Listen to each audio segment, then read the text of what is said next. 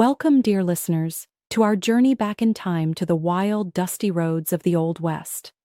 Today, we're diving right into the rugged realities of stagecoach travel, its hardships, heroes, and the heart behind those wheels.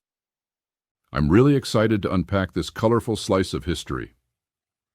So, what do you think was the most striking aspect of stagecoach life? Well, it's like, not every story is about romantic sunsets. It's more about endurance, dust in your teeth, and the constant hum of danger.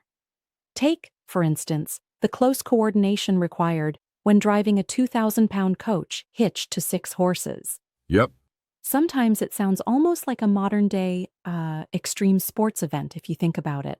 absolutely. And training the horses sounds like an art in itself. How did they manage that? It was all about team dynamics. You had the lead pair, smart, quick to heed commands, then the middle pair for strength, and finally the wheelers who provided muscle and acting as brakes. It's like, arranging a well-synced orchestra, but instead you're taming horses to pull a colossal stagecoach. And the distance between relay stations.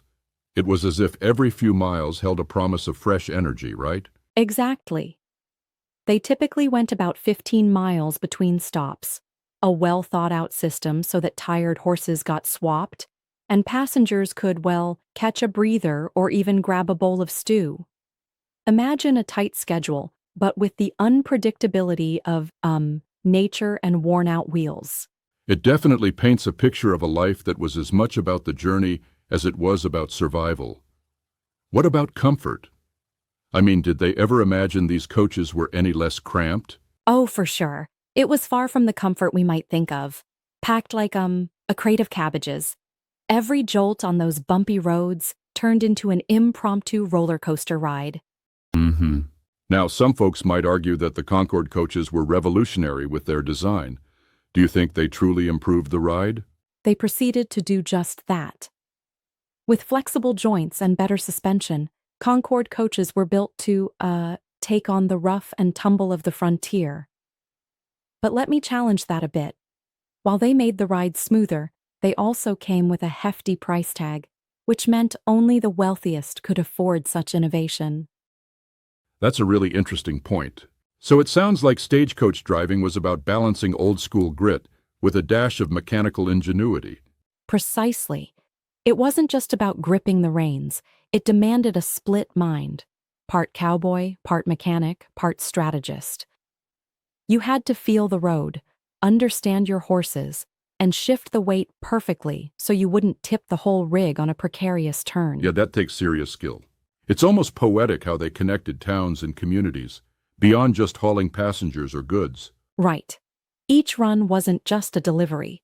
It was a lifeline, a moving thread binding distant communities.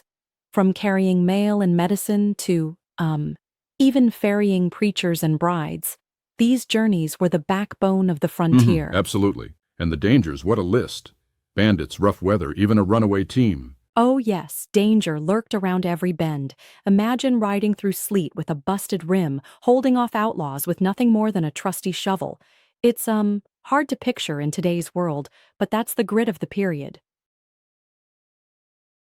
Indeed, it's an entirely different realm of bravery. It really reminds us of how history isn't just in books. It was lived, sweat-drenched, and dangerous. Exactly.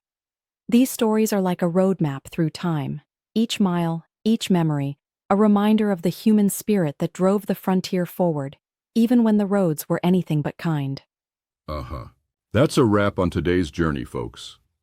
Thanks for taking this ride with us through the untamed paths of the past. Thank you for tuning in. Keep that adventurous spirit alive until our next trip down memory lane.